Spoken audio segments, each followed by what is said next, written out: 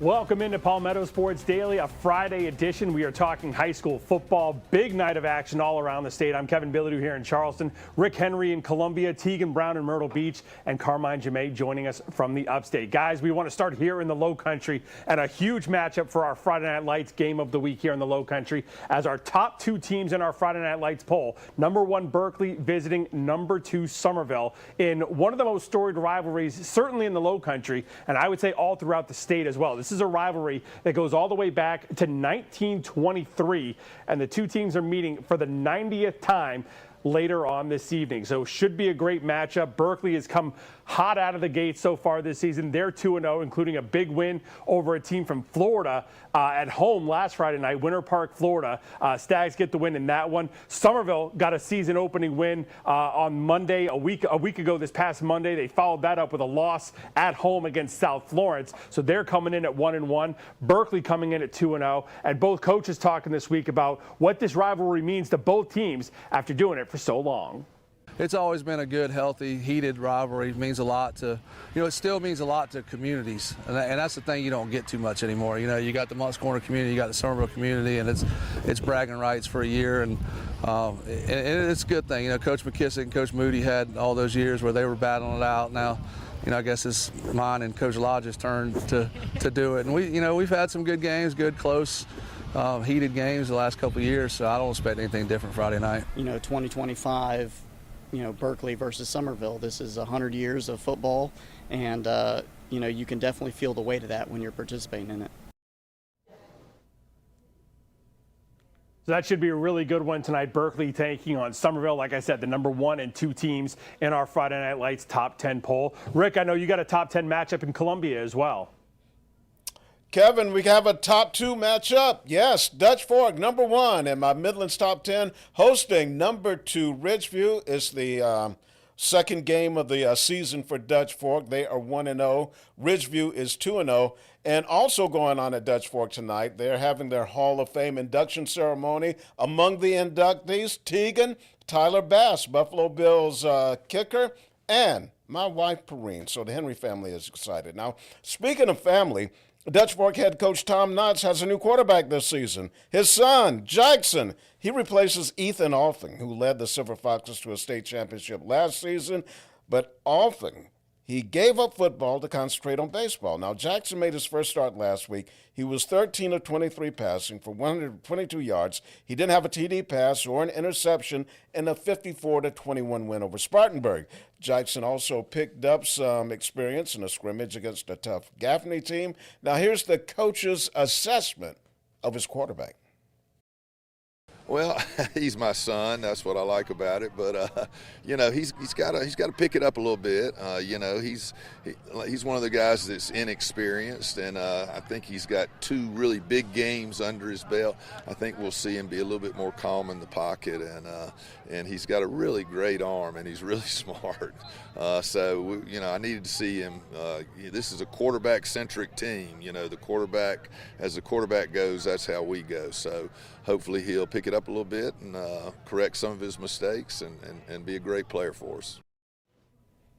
Yeah, the young or not, some big shoes to fill because Dutch Fork, they're looking for their 4th straight state championship and 10th overall. Carmine, what's the big game up your way?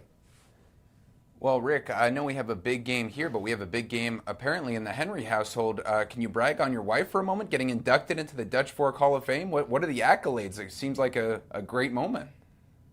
Yeah, well, the Dutch Fork Hall of Fame is not an athletic Hall of Fame. It's for outstanding alumni and also staff members. So my wife is one of 2 original staff members for Dutch Fork. When the school opened in 1992, she first worked with special needs students. The last few years, she's worked as a bookkeeper, and she really is kind of like the heart and soul of Dutch Fork. Has advised a number of groups, and there's no bigger Dutch Fork fan than my wife, Perrine. So we're all happy and very proud of her. That's awesome. Well, so great to hear. A very successful family, you and your wife right there. And also a very successful family, guys, at Westside High School, the Woods family, because we know Cutter Hollywood Woods was a West Side superstar. Now he's the Gamecocks' backup quarterback behind Heisman Lenora Sellers. But when Cutter was at West Side High School getting ready for this rivalry tonight against their Anderson rival, T.L. Hanna, so maybe it's rivalry week in high school football. When Cutter was at West Side High School as a junior, he led this team to its first state championship since 1969. There you see Cutter on the right side. The next year, he went to the state championship game but lost to South Florence the year after Lenora Sellers had left. But Jaden Sellers, his brother, was there leading South Florence at the time. West Side barely lost. So great history for Cutter Woods. Then, guys, of course, he goes to the Gamecocks. Well, who's going to replace him at quarterback? His freshman brother, Bear Woods, who is 13 years old. And tonight he's going to take on their rival in a huge matchup, T.L. Hanna, in his first major game. Both of these teams are 0-1 coming in. But how cool is that Bear Woods is taking over for Cutter Woods? We're going to be live out there tonight trying to get that story on the generational pass down, or I guess at least the brotherhood pass down from Cutter Woods to Bear Woods. But, you know, T.L. Hanna has a bone to pick with the Woods and West Side family because West Side has won 3 in a row against T.L. Hanna. So they'll have to channel their inner Ben Boulware's T.L. Hanna alumnus and now Clemson superstar, obviously, to try to go up against West Side. So great games. And Teagan, I know you have one in your area as well. Yeah, we do. I have to say, though, that's so cool to see his brother doing that, especially at 13 years old out there. Such a cool story. Excited to hear more about that one next week, Carmine. But here in the Grand Strand, we've got Myrtle Beach hosting Sumter. Myrtle Beach 2-0 to start the year after a win against West Florence last week, and then Lake City the week before. Taking on Sumter, they're 1-1. They lost to White Knoll last week. They won in week 1 against Lakewood. And, you know, I stopped by Myrtle Beach yesterday to see their practice, chatted with their coach. And really the biggest thing he said about Sumter was that they're a physical team. They're a tough team.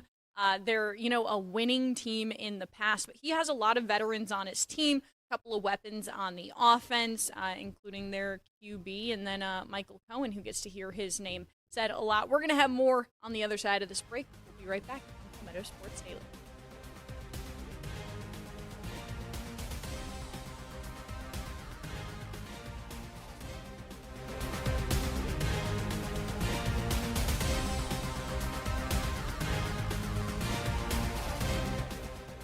Welcome back to Palmetto Sports Daily. In our opening segment, we talked high school football, some great games all around the state. Right now, we're going to talk college football. The Gamecocks played their home opener Saturday night, 7 o'clock. They host the South Carolina State Bulldogs. Just the fourth meeting between these two schools that are like 45 minutes away, with SU State being in Orangeburg. The game is sold out. Gamecock Nation all excited about Carolina. They're ranked 10th in the country. And SC State is a homecoming of sorts for their head coach, Chinnis Berry. He spent 4 years at Benedict College, led them to 2 SIAC championships before departing for Orangeburg, where he's doing a great job there in his first season last year. Won the MEAC championship.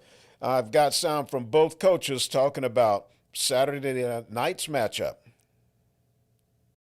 You know, they're going to be excited about coming to Columbia and playing in a sold-out Williams-Brice Stadium, but our players are as well. So thanks to our fans, one, for what they did in Atlanta on Sunday. That was awesome.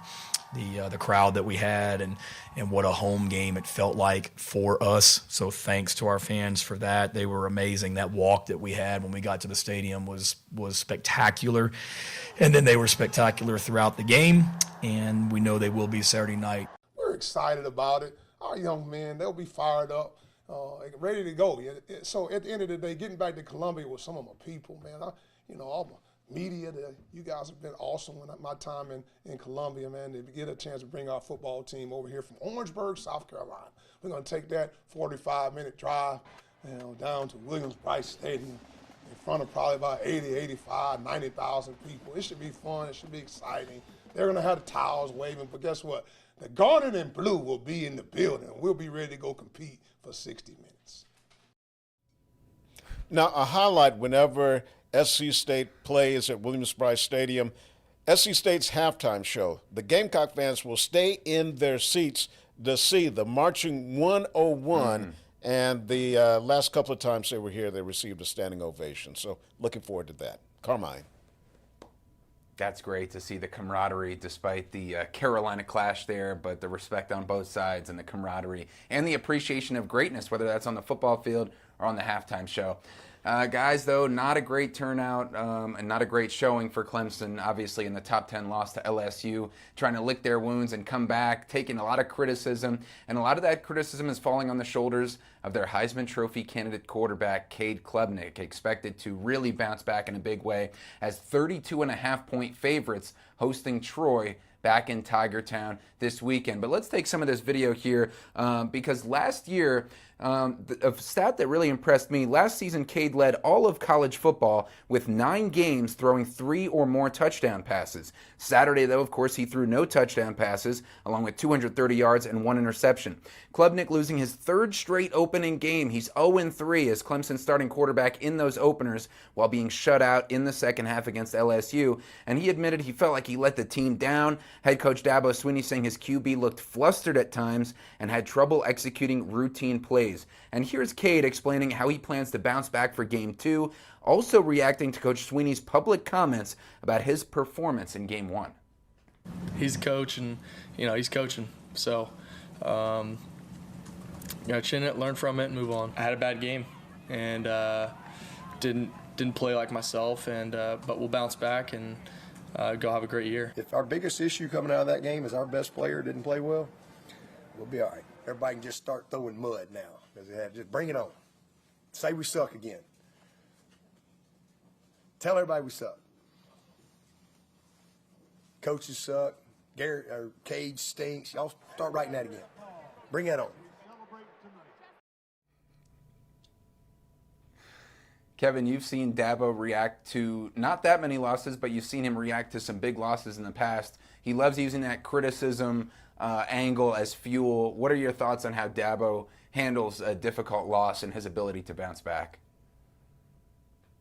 Yeah, it's certainly easier to do that, too, when you've got Troy coming in this week as opposed to playing a top 10 team in LSU the past week. But this is what Dabo does. And, there's a reason he's one of the best motivators in all of college football. And he gets these guys ready to believe it. And they're going to believe that going into Troy. And they're going to think this is going to be one of their toughest games of the season when they take the field tomorrow night. And that they're going to have to put out a full effort just to come away with a victory. So there's a reason Dabo is so good at this. And there's a reason he's been there for going on 2 decades now. And that he's won national championships. And he's one of the most successful coaches in the country. Teagan, we've got a crosstown matchup coming up in Coastal this weekend as well, as Coastal getting ready to host Charleston Southern. Yeah, Coastal getting ready to hopefully bounce back after a loss. They got clobbered in Virginia, a tough loss to start the season under the 3rd year of the Tim Beck era. But, they talked a lot about accountability on their own team. They've taken accountability. They've talked about it, and they're not really focusing on Charleston Southern. Also, if you're looking at this video here on our show, this is Coastal's brand new teal turf. It got a little bit of an update. You'll see the end zone is black now instead of like the tan color they had before. There are some new suites, some new seating areas. Of course, free concessions, the huge story of this year. Soda, nachos, hot dogs, popcorn. You can get as many of those as you want, 4 per visit, but you can visit as many times as you want. And, I think it's going to bring more people into the seats. It's the question of how long the people stay, though. We talked about yesterday if they're going to sell out of the concessions. I don't know. I think certain items could. My money is kind of on popcorn. I feel like popcorn's going to sell out quick. Again, hot dogs, I feel like people will go back and get a ton of those. Big game for Coastal to hopefully bounce back after their loss to Virginia. MJ Morris is the starting quarterback still, the transfer from Maryland. So we'll have to see how he does. But we're going to have more coming up on the other side of the break here on Palmetto Sports Daily.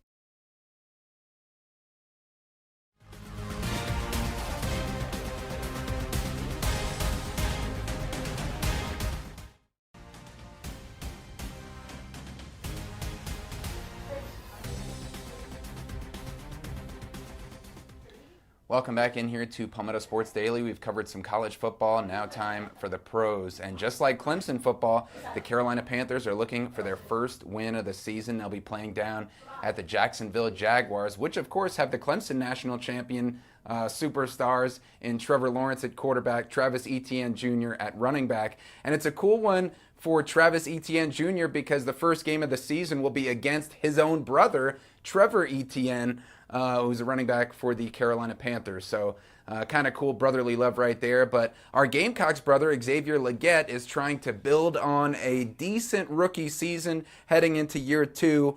So are the Panthers trying to build on a decent end of the season heading into another year. They won 2 out of their last 3, although, of course, they only won 5 total games last season. Here's former Gamecock star wide receiver Xavier Legette with a simple goal for his sophomore season with the Panthers. Just be better than last year. That's it.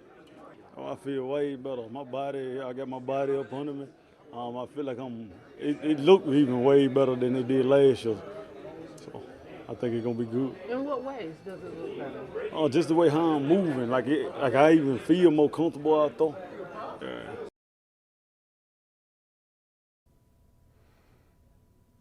So the X-Man always with simple but very powerful message there. And last season he caught 49 passes for 4 touchdowns, just shy of 500 yards. So that'll be the Panthers kicking off the NFL season at 1 o'clock on Fox. So you can watch that on Fox Carolina on Sunday at Jacksonville. But we had an NFL kickoff last night with Rick Henry's Dallas Cowboys holding up, I thought, very well against the defending Super Bowl champion Philadelphia Eagles and just losing maybe a couple CeeDee Lamb pass catches away from beating the Eagles, but coming up short 24-20. And a little birdie in Columbia told me that another legend at WIS, Judy Gatson, who's worked with Rick Henry for 30 years now, showed him a Philadelphia Eagles Alshon Jeffrey jersey during this NFC East rivalry. A little bit nicer because Alshon Jeffrey was such a Gamecock star, but I don't believe that took the pain away fully from her team beating yours, Rick. And I think we have a message from the star herself. Well, Rick Henry, my, what a difference 24 hours make after all that trash talking. Being ride or die for them Cowboys. Got a little something for you today. Compliments of Gamecock great Alshon Jeffrey. You're not allowed to touch it. I'm just going to leave it here on your desk for you to admire it. Along with, I don't know if this is a cup, I don't know what this is, a cup holder or something, with a little fact. Children born on the opening day of the last season that the Dallas Cowboys won a Super Bowl are turning 30 years old today. Wow. Fly, Eagles, fly. Well, producer Nick, do you have the video of what happened? Producer Nick, you got to have it next week because I had a reply for Judy, and you know we go back and forth, but we'll get into all of that next week. Kevin.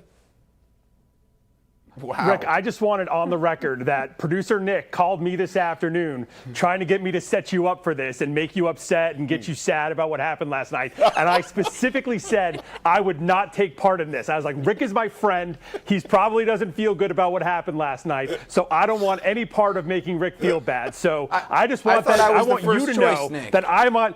No. I want you to know I'm on your side, Rick. And I'm totally Everyone's against doing against this Nick completely. Because Kevin, I'm the backup option, apparently, to set this up, Nick. So everybody's against Nick now. Judy Gatson was enemy number 1, but now she's fallen down because producer Nick is enemy number 1 now, I think. Whoa. Well, I'll have to deal with producer Nick as well, I see.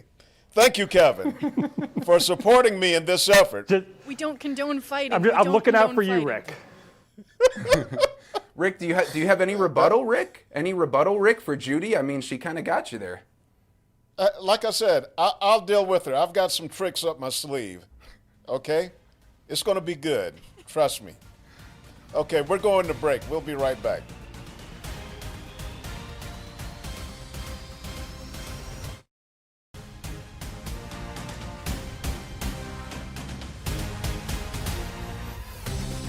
Welcome back to Palmetto Sports Daily. We were just talking about how Friday, I think we're going to start this tradition of our lock picks for the week. Last week we went with college games.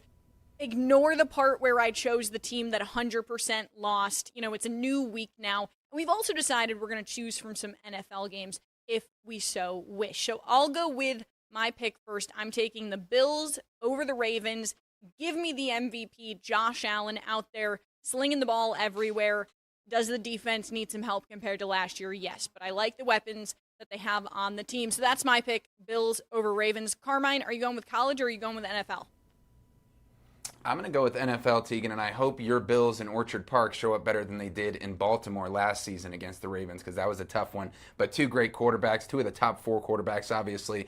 I'm going to go actually against my personal New York NFL team. I'm going to say Washington Commanders beat the New York Giants. Commanders 6.5-point favorites, adding the Gamecocks legend Deebo Samuel. So I have them beating the Giants on opening weekend. Kevin? I'm going to go back to the college game. I say Bill Belichick gets his first victory as a college head coach. North Carolina taking on Charlotte this weekend. The Tar Heels 13.5-point favorites. Belichick is not going to lose 2 games in a row. He's certainly not going to lose to a team from Charlotte. There's no chance that happens. So North Carolina gets the win. Rick? Hey, my lock, I'm going with Jacksonville against the Panthers. I'm going to go against the Panthers until they can win a game and prove me wrong. Also, on a personal note, this is Prostate Cancer Awareness Month. The color is light blue. I'm a prostate cancer survivor. Want to urge all guys, get those checkups, get those screenings. It can save your life. That's going to do it for Palmetto Sports Daily. Have a great weekend, and we'll see you again on Monday.